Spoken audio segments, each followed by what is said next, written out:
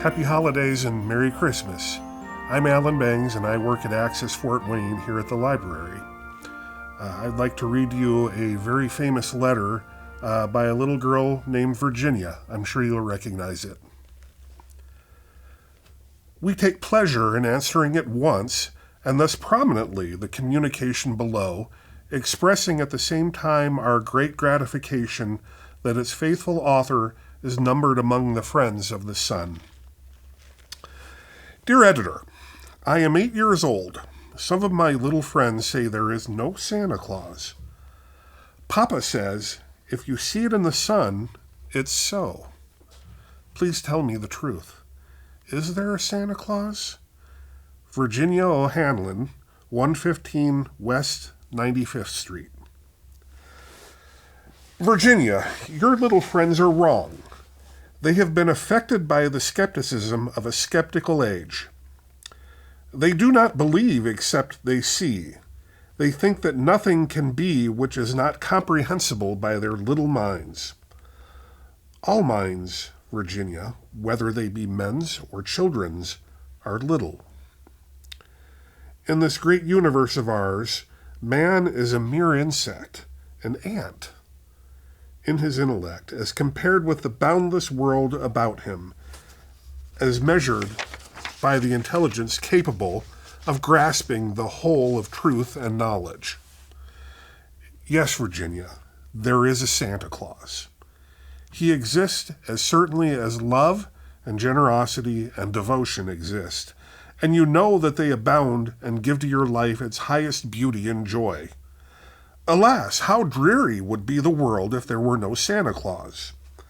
It would be as dreary as if there were no Virginias. There would be no childlike faith then, no poetry, no romance to make tolerable this existence. We should have no enjoyment except in sense and sight. The eternal light with which childhood fills the world would be extinguished. Not believe in Santa Claus? You might as well not believe in fairies. You might get your papa to hire men to watch in all the chimneys on Christmas Eve to catch Santa Claus. But even if they did not see Santa Claus coming down, what would that prove? Nobody sees Santa Claus, but that is no sign that there is no Santa Claus. The most real things in the world are those that neither children nor men can see. Did you ever see fairies dancing on the lawn? Of course not, but that's no proof that they are not there. Nobody can conceive or imagine all the wonders there are unseen and unseeable in the world.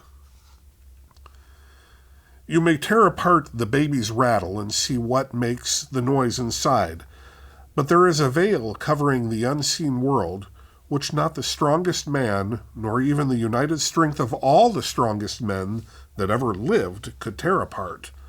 Only faith, fancy, poetry, love, romance can push aside that curtain and view and picture the supernal beauty and glory beyond. Is it all real? Virginia, in all this world there is nothing else real and abiding. No Santa Claus? Thank God, he lives and he lives forever. 1,000 years from now, Virginia, nay, 10 times 10,000 years from now, he will continue to make glad the heart of childhood. Hello, my name is Jacob Shaw. I'm a shelver at the DuPont branch of the library, and I want to play one of my favorite Christmas songs for you, White Christmas.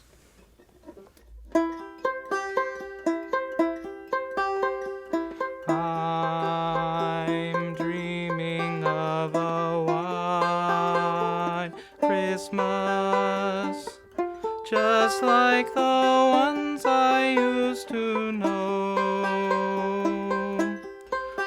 where the treetops glisten and children listen to hear sleigh bells in the snow. I'm dreaming of a white Christmas, Christmas. With every Christmas card I write, may your days be merry and bright, and may all your Christmases be bright.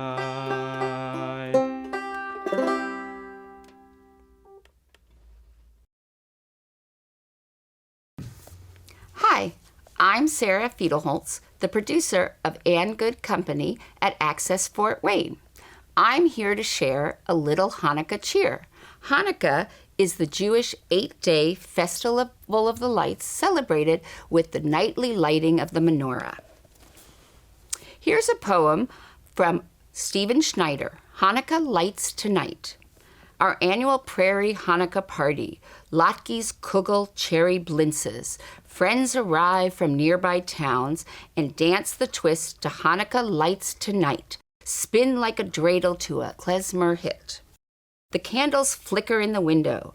Outside, ponderosa pines are tied in red bows. If you squint, the neighbors' Christmas lights look like the Omaha skyline. The smell of oil is in the air. We drift off to childhood, where we spent our gelt on baseball cards and matinees, cream sodas and potato knishes. No delis in our neighborhood, only the wind howling over the crushed corn stalks. Inside, we try to sweep the darkness out, waiting for the Messiah to knock, wanting to know if he can join the party.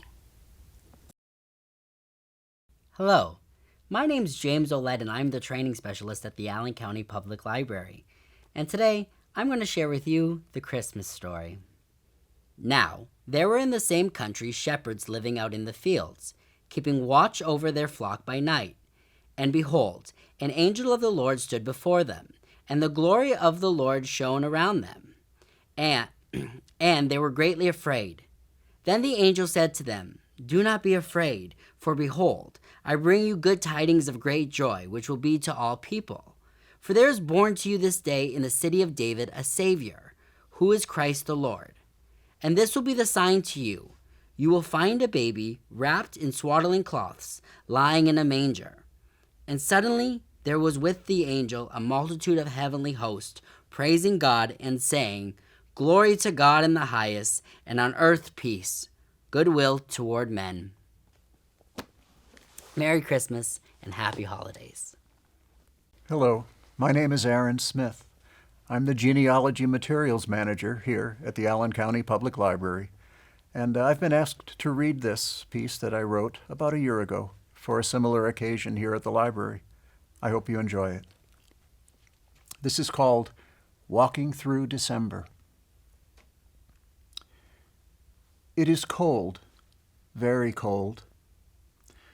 But when I lift my eyes to the heavens and note that Orion's sword remains sheathed, I realize yet again that all is as it should be.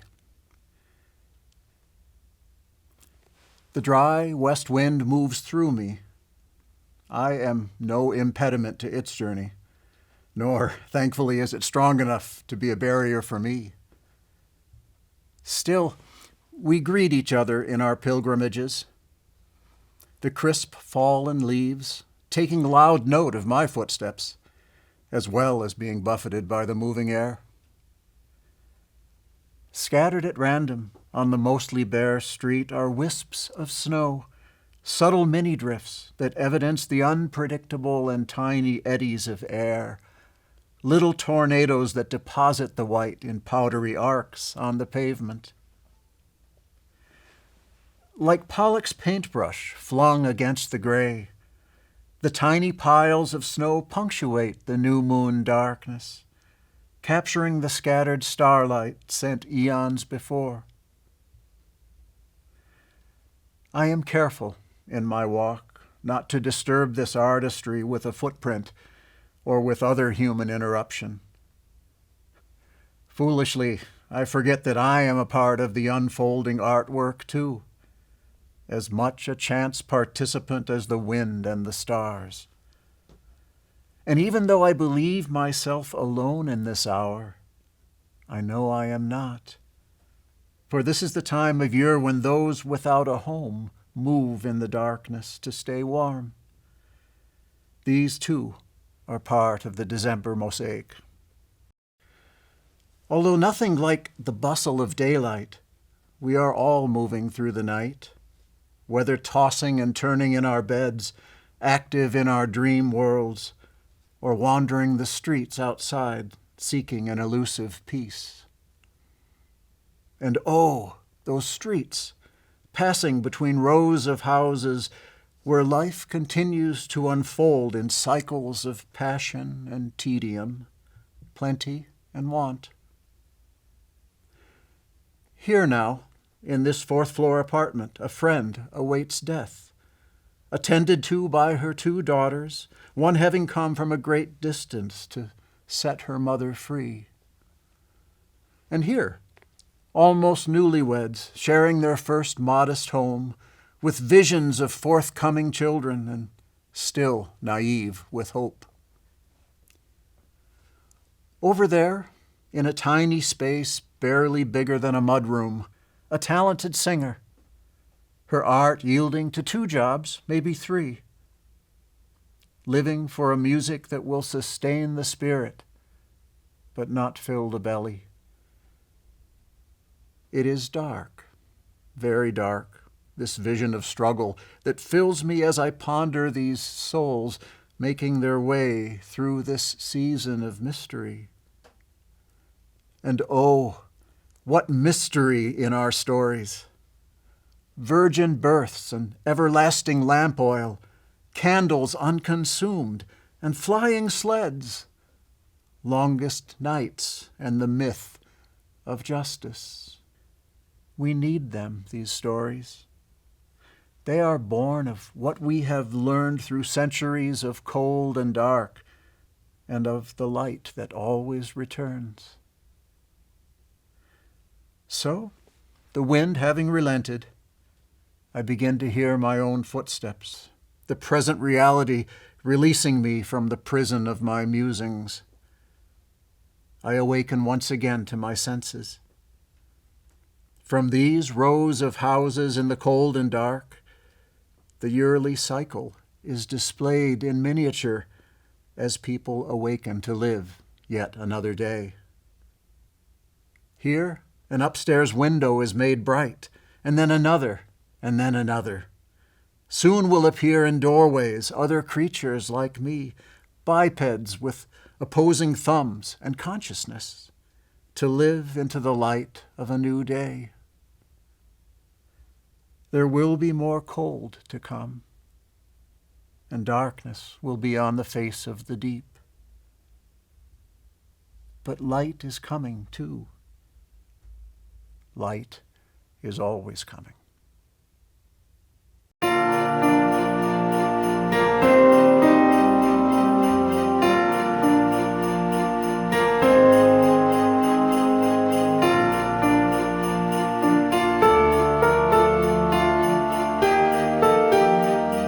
My name is Emily Raposa, and I'm one of the senior Lincoln librarians here at the Allen County Public Library. And I've got a holiday story for you. My Christmas Scarf by Katie Martin. Every winter, when the winds blow cold, I take out my scarf. It is affectionately referred to as my Christmas scarf. Before I digress, I will tell you the story of the scarf that brings so much love and laughter into our lives and the lives of people we know. It is hard to believe that one scarf could bring smiles to people's faces and tears to their eyes. I have a sister who always bought the most wonderful gifts. Anything she buys is great, but the Christmas presents are always the best. One year it might be a china plate. Another year it might be a set of miniature lantern lights for decoration. The Christmas I am talking about was a particularly cold one. You know, the bone-chilling cold type when it seems like there is no way to ever get warm. As the wind howled outside, we opened our Christmas presents. I tore open the brightly colored, beautifully wrapped present from my sister with excitement. I knew it would be special. As I lifted the lid out of the box, I saw a very beautiful, but very unusual scarf. It was bright red, like the color you associate with Christmas. There were green tassels at the two ends. In between were woven patches of yet another green and a few patches of black and burgundy. All along were narrow ribbon lines of gold. The gold was bright and shiny gold, almost as if it was freshly spun gold. As you can imagine, each time I wore it, I received compliment after compliment. Everyone loved the colors. People loved the width of the scarf, but most of all, there were comments about the ribbons of spun gold, the bright red color, and the Christmas green tassels on the ends. I loved wearing that scarf. It always made me warm and cozy, even on the coldest days. People would come over to me and talk and admire the scarf. "Where did you get it?" they would ask. To each of them, I would recount my story. I didn't know where it came from or how much it cost. I only knew that it was a wonderful gift. One Christmas, I decided to tell my sister how much I loved the scarf. I wanted her to know what a wonderful gift the scarf had been and how much I enjoyed it. As I proceeded to tell her about all the compliments I had received, she had a puzzled and then horrified look on her face. Finally, in a very serious tone, she said, "It isn't a scarf. It is a table runner." She could not believe that I hadn't known. I still have my Christmas scarf. It's never been used as a Christmas table runner. With tears in their eyes, people still laugh as I tell this story. Everyone still thinks it is the perfect Christmas scarf. Even now, years later, I realize I could see my scarf as a table runner, but to me, it is still my Christmas scarf. Hi, I'm Uncle Ducky from Cable Access here in Fort Wayne, and I want to read you a poem. It's called A Visit from St. Nicholas, but the title that we know it is 'Twas a Night Before Christmas. On Christmas Eve of 1822, Dr. Clement Clark Moore unveiled what is arguably the most popular Christmas poem of all time. A Visit from St. Nicholas, also known as 'Twas the Night Before Christmas, the poem was written strictly for the enjoyment of Moore's children, but a listener present at the reading was so impressed that he sent it to the poem to the Troy Sentinel, where it was published the following December. 'Twas the night before Christmas, when all through the house not a creature was stirring, not even a mouse. The stockings were hung by the chimney with care, in hopes that St. Nicholas soon would be there.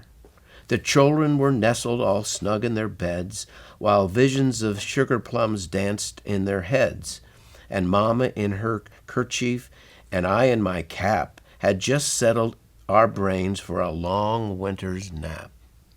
When out of the lawn there rose such a clatter, I sprang from my bed to see what was the matter. Away to the window I flew like a flash, tore open the shutters and threw up the sash. The moon on the breast of the new-fallen snow gave a luster of midday to objects below. When what to my wondering eyes should appear but a miniature sleigh and 8 tiny reindeer.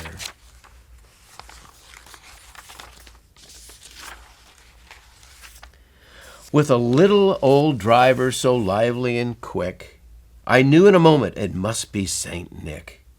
More rapid than eagles his coursers they came, and he whistled and shouted and called them by name. Now Dasher, now Dancer, now Prancer and Vixen, on Comet, on Cupid, on Donner, and Blitzen. To the top of the porch, to the top of the wall, now dash away, dash away, dash away all. As dry leaves that before the wild hurricane fly, when they meet with an obstacle mount to the sky, so up to the housetops the coursers they flew, with a sleigh full of toys, and St. Nicholas too. And then in a twinkling I heard on the roof the prancing and pawing of each little hoof. As I drew in my head and was turning around, down the chimney St. Nicholas came with a bound. He was dressed all in fur from his head to his foot, and his clothes were all tarnished with ashes and soot. A bundle of toys he had flung on his back, and he looked like a peddler just opening his pack. His eyes, how they twinkled, his dimples, how merry, his cheeks were like roses, his nose like a cherry. His droll little mouth was drawn up like a bow, and the beard on his chin was as white as the snow. The stump of a pipe he held tight in his teeth, and he smoked it encircled his head like a wreath. He had a broad face and a round little belly that shook when he laughed like a bowl full of jelly. He was chubby and plump, a right jolly old elf, and I'd laugh when I saw him in spite of myself. A winking of his eye and a twist of his head soon gave me to know I had nothing to dread. He spoke not a word, but went straight to his work, and filled all the stockings, then turned with a jerk, and laying his finger aside of his nose, and giving a nod up the chimney, he rose. He sprang in his sleigh to his team, gave a whistle, and away they all flew like the down of a thistle. But I heard him explained ere he drove out of sight, Merry Christmas to all, and to all a good night. Thank you.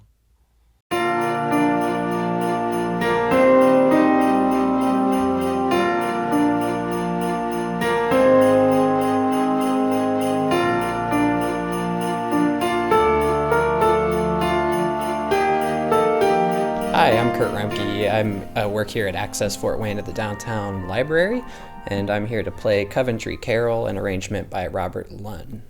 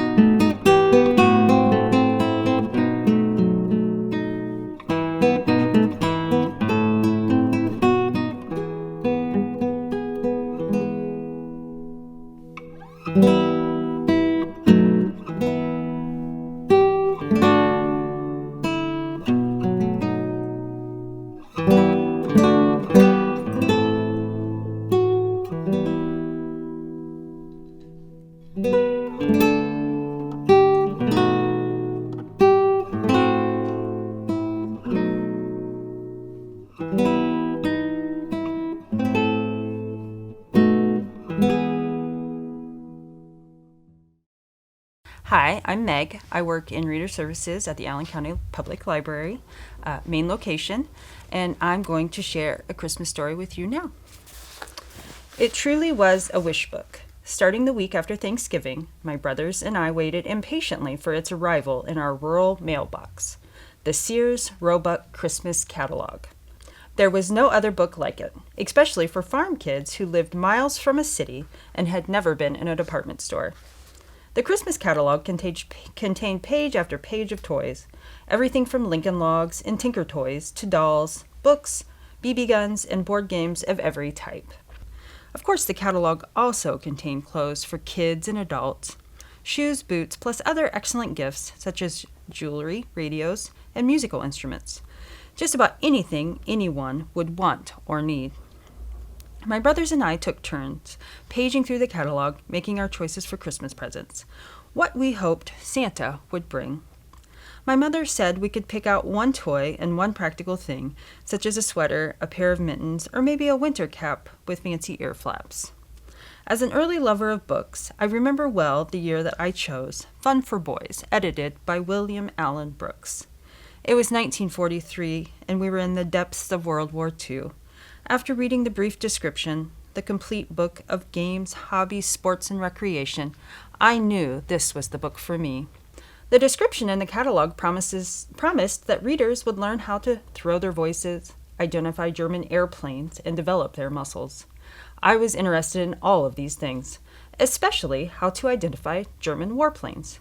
I worried that a German plane might fly over our farm, and I wanted to be prepared to identify it.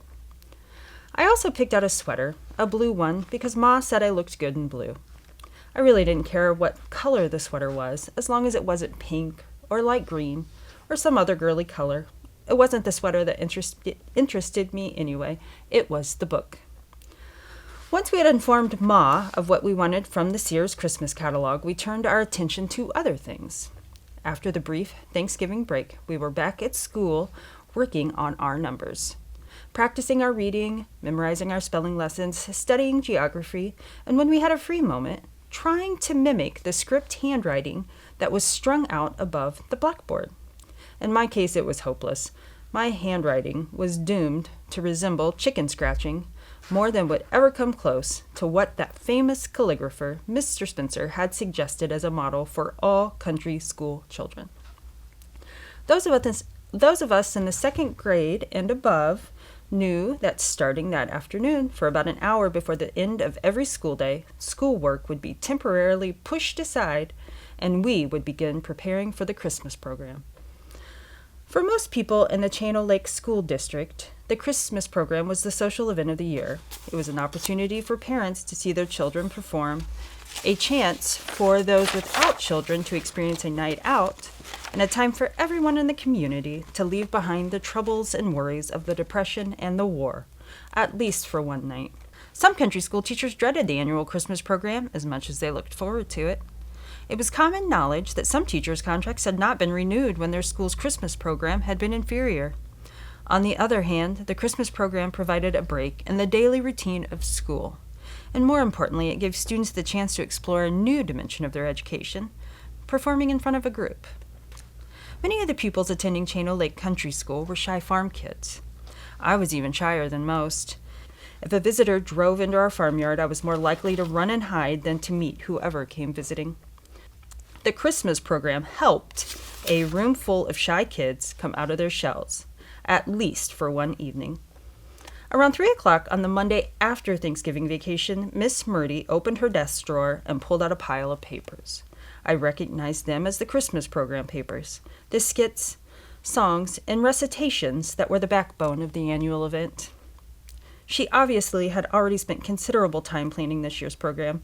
There were no tryouts for various parts in the skits, no choice as to which recitation we might do, and no opportunity to choose which songs we would sing. Miss Murdy had it all figured out, and in the next hour we would learn what we were expected to do on the Friday night before Christmas break. Before she handed out the assignments, she talked about the importance of the Christmas program, reminding us how much everyone in the community looked forward to it and how important it was to cheer people up during a time when there wasn't much to cheer about. I wasn't sure what she was trying to say. I was mostly worried about what I would be expected to do.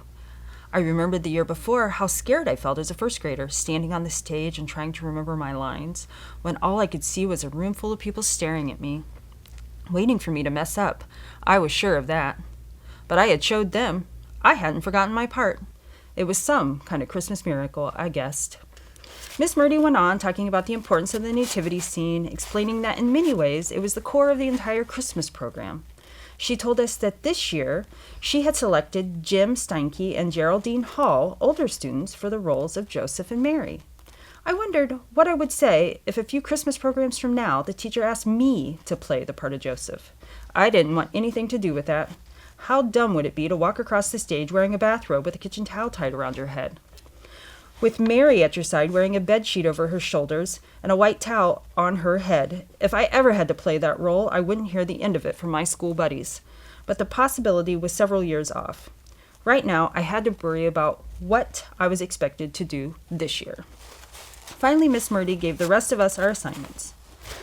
Mine were a short recitation about the importance of Christmas, singing parts in 3 songs, and a minor role in a skit where we would each hold up a letter that together spelled Christmas. After reading through them, I put the papers in my book bag to take home.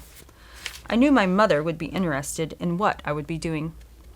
Indeed, Ma was more interested in my Christmas program assignments than I was. Together we looked over the sheets of paper, Ma smiling from time to time. Finally she said, "You'll have fun doing this." I, on the other hand, saw the program as a bunch more work to do, stuff to memorize and practice, when I would rather have my nose in a book. By 2nd grade, I wanted to spend as much time reading as I could, and memorizing stuff for the Christmas program didn't seem all that important. Miss Murdy thought it was important, though, and she let us know that the next day and every day leading up to the night of the program. Before every practice, she gave a little spiel about the importance of the program. And she didn't let up on us until we had every bit of that program down pat. 2 weeks before the performance, the 3-member school board spent the better part of a Saturday afternoon putting up the stage. At the front of our schoolroom, they pushed aside the teacher's desk and recitation table. In their place, they laid out roughly a dozen 2-by-8-inch planks, nearly as long as the schoolhouse was wide, and nailed them to sawhorses. By chore time that afternoon, the stage was complete. It stood about 2 feet above the schoolhouse floor, high enough so all the performers could be easily seen from every seat in the room. A length of wire ran from one side of the room to the other, just above the front edge of the stage, and brown stage curtains, stored in the piano bench the rest of the year, were now strung on the wire. The side curtains consisted of bed sheets donated by one of the school board members. On the floor to the left of the stage stood a tall spruce tree waiting to be decorated. When we arrived at school the next Monday, we were immediately aware that preparations and practice for the Christmas program had ratcheted up several notches. We'd been practicing for about an hour at the end of each school day, but this week Miss Murdy extended practice time. Now we would spend an hour and a half singing songs like Up on the Housetop and Away in the Manger, and trying to keep from giggling when Mary and Joseph shuffled across the stage in their efforts not to trip on a too long bathrobe and oversized bedsheet. We also devoted time to decorating the tree with handmade paper snowflakes, bells, and trees and strings of popcorn. There would be no electric lights on the tree, of course. Excitement mounted as the evening of the program loomed ever closer. On the afternoon of performance day, Miss Murdy sent us all home an hour early. "Rest up a little," she said, but I knew I couldn't rest. I was too excited and worried about flubbing my lines, or even worse, completely forgetting what I was supposed to say. We milked the cows a little early that evening, and Ma brought out a new pair of overalls and a shirt that she had ordered from the Sears catalog, especially for this night. "I want you to look nice up there on that stage," she said. When we arrived at the school, cars were parked along both sides of the road, and the schoolroom was already nearly filled with people. 2 gasoline lamps provided light, one at the front of the room and one at the back. I don't remember much about the program itself, which means I must have remembered my lines and stayed mainly in tune when I sang Christmas songs with my fellow students. I do remember the skit in which we held the letters spelling Christmas. I think it was Claire Jenks who held the letter M upside down so the word came out Christmas, evoking chuckles from the audience. Off to the side, Miss Murdy motioned for him to turn the letter in the right direction, but he never did. It was another Christmas program that would be long remembered. Hello, my name is Jacob Shaw. I work at the DuPont branch of the library, and I'm here to play for you one of my favorite Christmas songs, Good King Wenceslas.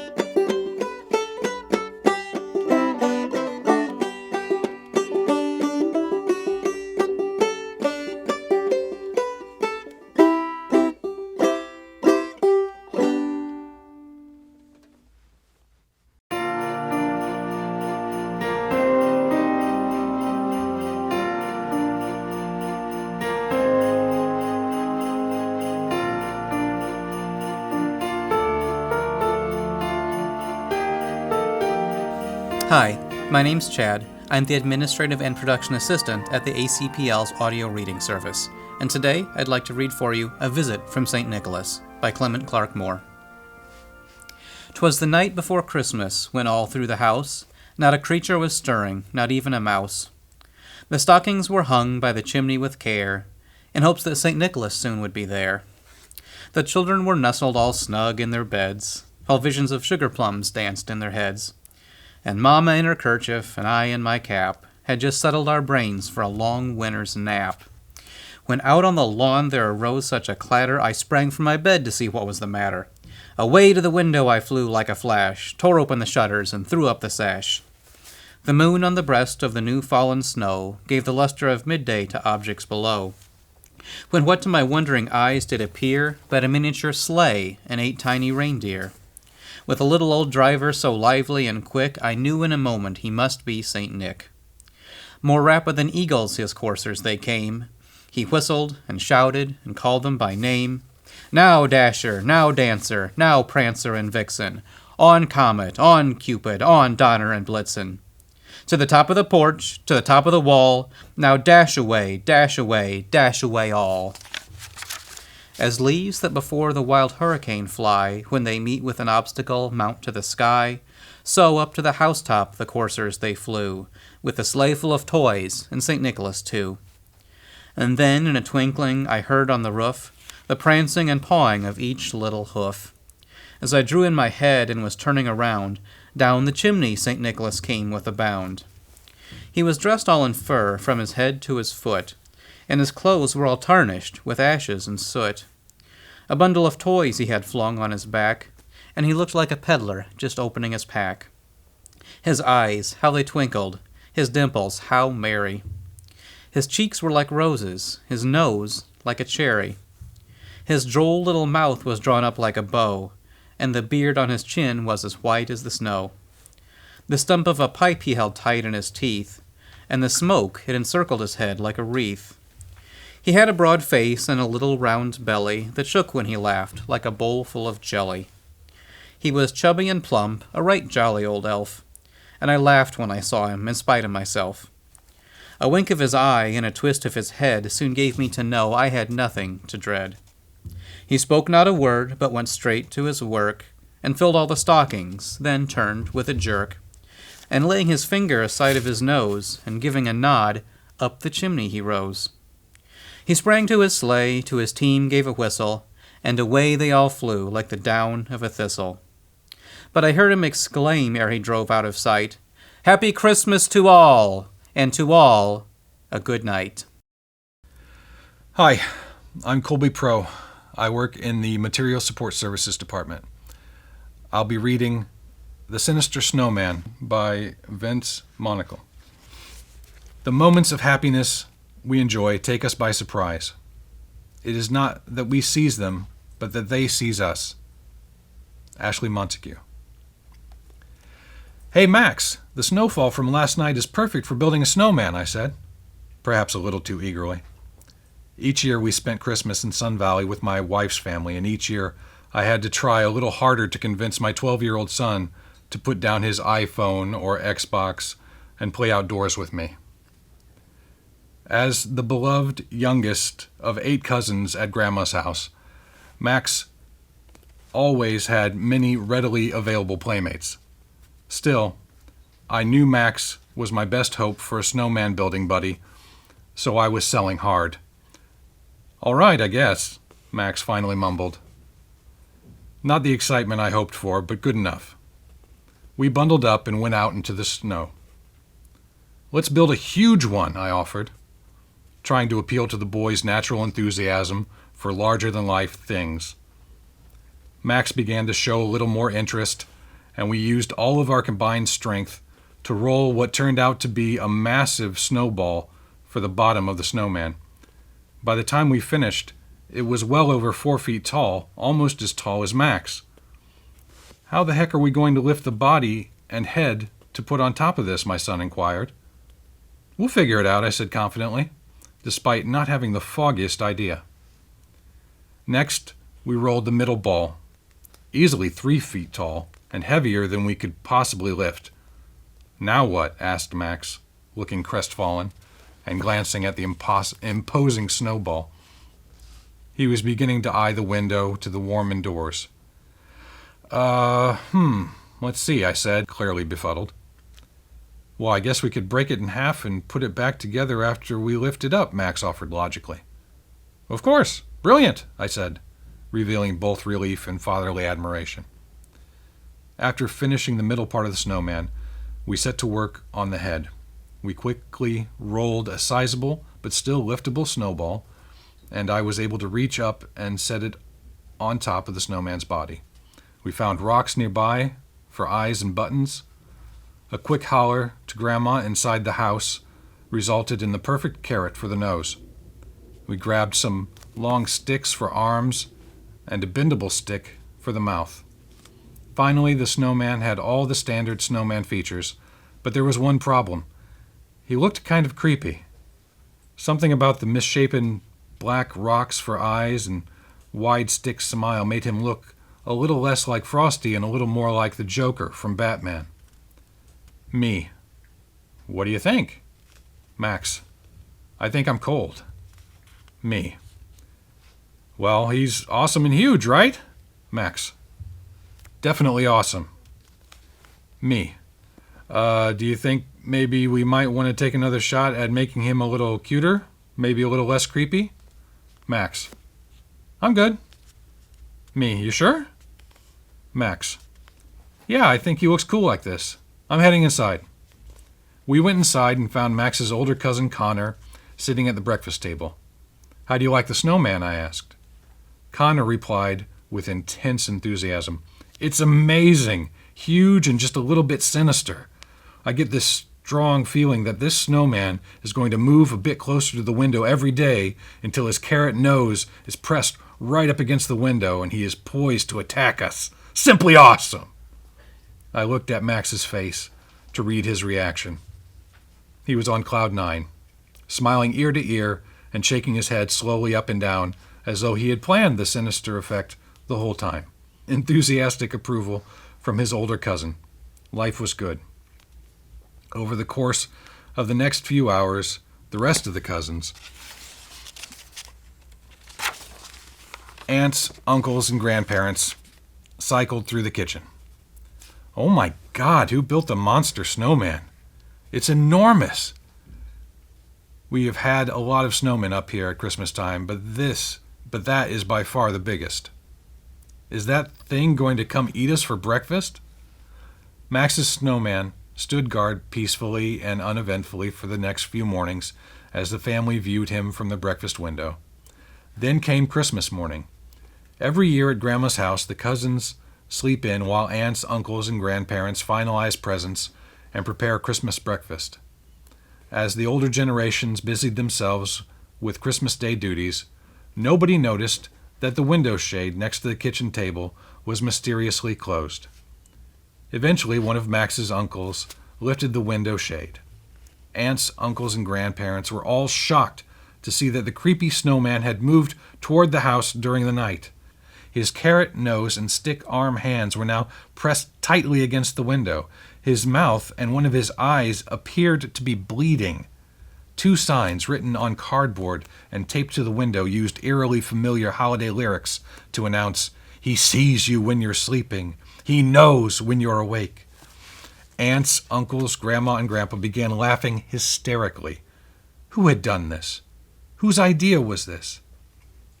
Clearly, the younger generation had decided on a Christmas prank. As it turned out, all of the cousins had been plotting for days. Once the idea struck them, they couldn't resist. They simply had to pull off this prank. It took all of the cousins working together late on Christmas Eve to pull apart Max's snowman, move and rebuild it where it would have the maximum impact. Max was right in the thick of it all, cheered on by his older cousins who suggested ketchup as fake blood, and the signs using familiar, but in this context, creepy lyrics. Surprises are a delightful part of the Christmas tradition. For our family, this year will always be remembered as the year that Max and his cousins brought a fresh element of surprise to Christmas. This year, It was the older generation's turn to be surprised and to laugh wholeheartedly. It was the year of the giant, Sinister Snowman. I'm Anna, and I work in Reader Services at the Allen County Public Library. And this is December Barns of Darkness by George Calamares. Sometimes there's a barn in Fulton County, in Tippecanoe, down near Bloomington or Boonville. Sometimes it's Christmas or New Year's, or somewhere in between. Snow, say, may pile up in our ears between neighboring mouths as the space between trees diminishes. Let's say there's a fireplace burning slow cherry wood for the holiday. The roads have been salted. In the world of ground smoke and foggy breath blossom, no one is better than anyone else. The barn needs repair, as does the spring house, the smokehouse. As you work on it, you realize each hammer stroke is a way to fix what is loose inside you. Still there is wind. Still wind. After all night drifting snow. And the cold that blows doesn't blow but hangs there, getting colder. It's Christmas after all, you realize, because you are both happy and sad at the same time. You couldn't live, you are certain, without your hound dog. Your mother left the body in June, and now you feel full force. For 62 Christmases, you've always had a mother. You draw closer to the fire, remembering the red-tailed hawk that startled you just yards in front of your moving car, the exact hour your mother and her red hair were cremated. There is order in the blackbird's crawl across snow, and the starlings strut. Lord knows the fur of your dog is asking for wind, weathering the wind's ache and the primordial moanings of the mouth. So the barns of Allen County suggest all life, loaded with animal debt and oats, in this sliver of northeast Indiana. They sit on the horizon, rising and falling with snow. This is the way Christmas glows and quiets the embers that refuse to die, the way the solstice darkness suggests light, the way we turn from or toward one another and decide a life. Your hound dog, yes, sleeps near the fire, sipping warmth into its bones, even as it dreams of crushing hollow bird bones in a field of cornstalk skeletons and evening mist. Even as the snow crawls from down the hills, speckling the starlings dark, even as Christmas arrives just as it leaves us.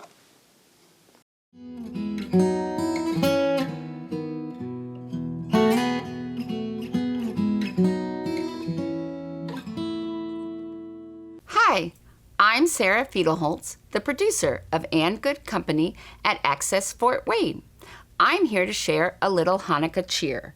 Hanukkah is the Jewish 8-day wintertime festival of the lights, celebrated with the nightly lighting of the menorah. A Hanukkah poem by Eileen Lucia Fisher, Light the Festival Candles. Light the first candle of 8 tonight, the farthest candle to the right. Light the first and second 2 when tomorrow's day is through. Then light 3 and then light 4. Every dusk 1 candle more, till all 8 burn bright and high, honoring a day gone by, when the temple was restored, rescued from the Syrian lord, and an 8-day feast proclaimed, the Festival of Lights well named, to celebrate the joyous day when we regain the right to pray to our one God in our own way.